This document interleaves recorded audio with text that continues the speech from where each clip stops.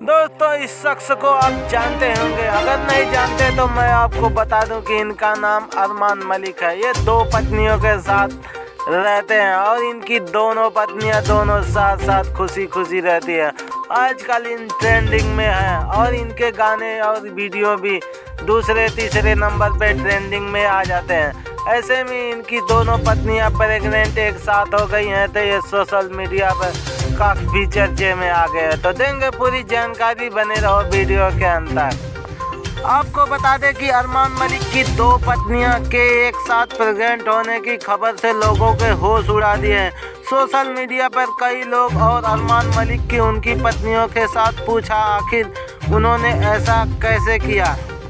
दोनों पत्नियां एक साथ प्रेग्नेंट कैसे हुई। अब एक इंटरव्यू में अरमान मलिक और उनकी पत्नियों ने प्रेगनेंसी पर हुई ट्रोलिंग पर खुलकर बात की और बताया कि आखिर सच क्या है।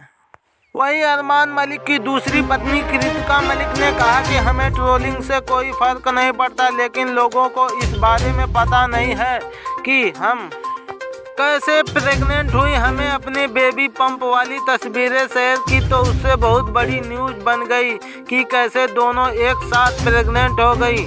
इसके पीछे एक स्टोरी है कि हम दोनों एक साथ प्रेग्नेंट कैसे हो गए।